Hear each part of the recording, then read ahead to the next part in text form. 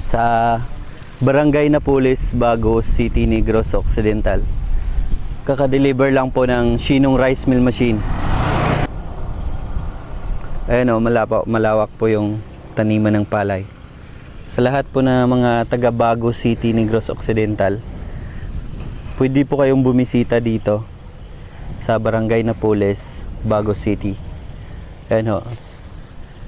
Mag-install po kami ng Shinong Rice Mill Machine. Yan. Pakita ko sa inyo.